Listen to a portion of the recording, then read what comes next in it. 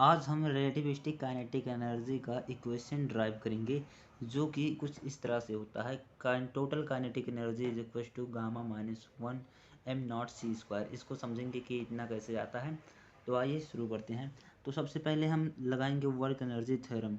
तो in ideal situation work energy theorem क्या होता है? Change in kinetic energy is equal to work done. तो यहाँ पर लिखा है in ideal situation the change in kinetic energy of the object is equals to total amount of work done.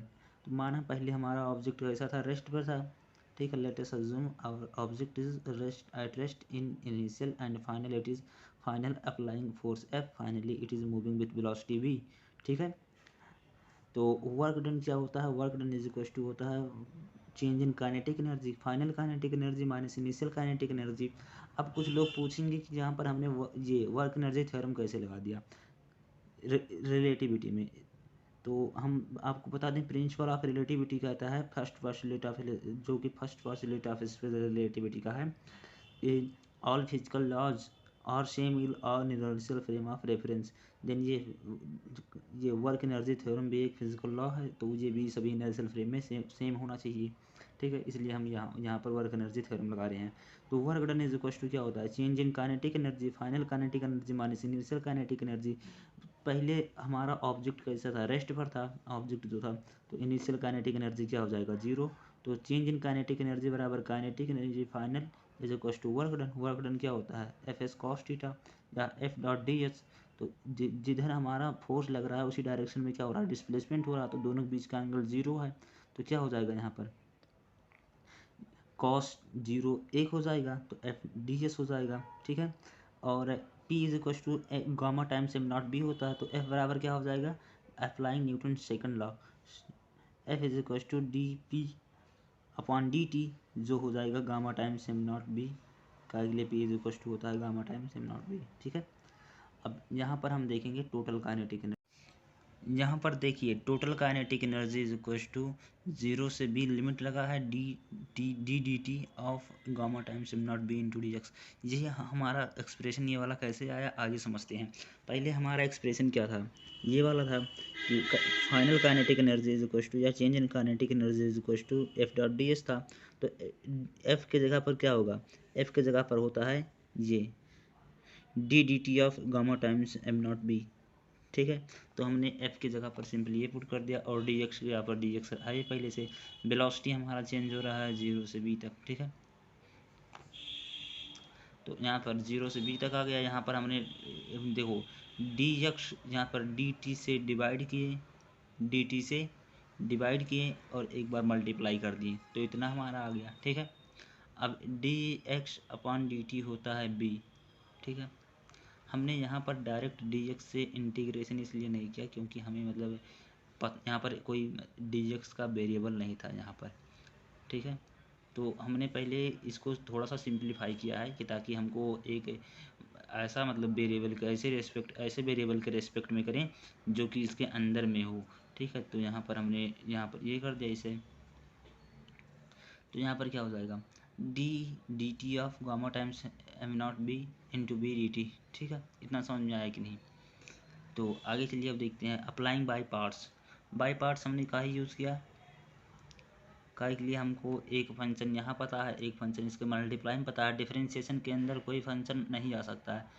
ठीक है, यहाँ पर समझना होगा कि अगर x into d x of x square है, ठीक है, x into d x of x square है, तो इसको हम ऐसा नहीं लिख सकते हैं कि डी एक्स लिख दें और फिर x को ये वाले x को अंदर ले जाएं, एक्स क्यूब लिख दें, ये नहीं होगा। ठीक है, तो यहाँ पर भी ये नहीं हो सकता कि यहाँ पर जो हमारा b मल्टीप्लाई में था तो इसके अंदर ले जाकर बी स्क्वायर कर दें, ये नहीं हो सकता ना, बी स्क्वायर मल्टीप्लाई में है।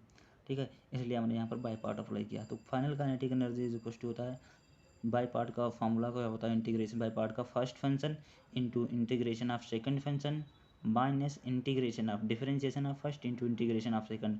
तो पहला फंक्शन हमारा क्या है? पहला फंक्शन मान लो b है, first function into integration of second function क्या है? D t of gamma times m naught v. इसका इंटीग्रेशन करेंगे तो ये कैंसिल हो जाएगा इंटीग्रेशन से डी टी। तो हो जाएगा gamma times m naught v minus integration of differentiation of first function v है, तो बी का differentiation with respect to t d v by d t हो जाएगा minus gamma times m naught v इसका integration into d t. ठीक है, d T last में क्यों आया, क्योंकि ये इंटीग्रेशन का साइन है, तो यहाँ से डी टी कैंसिल हो जाएगा, यहाँ पर डी वी बचेगा। ठीक है, ये जो लिमिट है 0 से बी एक बार इस पर लग जाएगा और एक बार ये वाले इस वाले इंटीग्रेशन पर चला जाएगा। ठीक है, एम नॉट हमने यहाँ से बाहर निकाल लिया, यहाँ से एम नॉट बाहर निकाला इंटीग्रेशन से, यहाँ आया तो ये वाला इतना कन्वर्ट हो गया। आई होप आप सब समझ गए होंगे।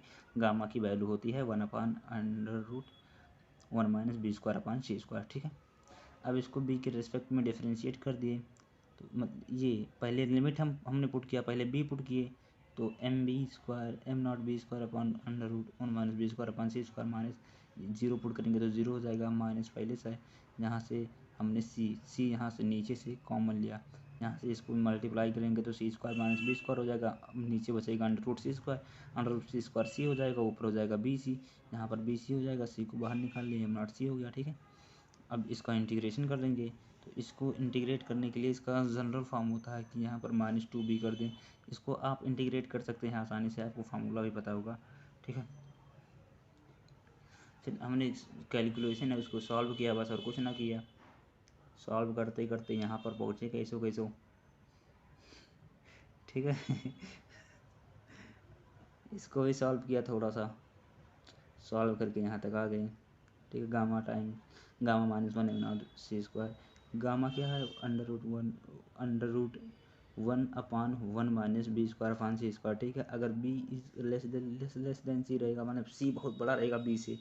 ठीक है, तो यहाँ पर गामा की देखेंगे तो ये वाला बाइनोमियल एप्रोक्सीमेशन यूज़ करके ये वाला टर्म ऊपर चला जाएगा, यहाँ पर इस वाले को इसमें मल्टीप्लाई किए, इसमें मल्टीप्लाई किए, तो बाइनोमियल अप्रोक्सीमेशन करके यूज़ करके ये वाला टर्म ऊपर चला जाएगा, और इसको ऊपर लाएंगे तो यहाँ पर हो जाएगा माइनस पावर में हाफ हो जाएगा, काहे के लिए यहाँ पावर प्लस में हाफ है, तो एम नॉट सी square 1 minus B square upon सी स्क्वायर की power minus half minus M naught सी स्क्वायर, ये वाला एम नॉट सी स्क्वायर यहाँ पर कॉपी पेस्ट कर दिए, बाइनोमियल अप्रोक्सीमेशन यूज़ किए, बाइनोमियल अप्रोक्सीमेशन यूज़ करने से इतना आया, ये वाला 1 वाला टर्म इससे कैंसिल हो गया, ये वाला इससे कैंसिल हो गया।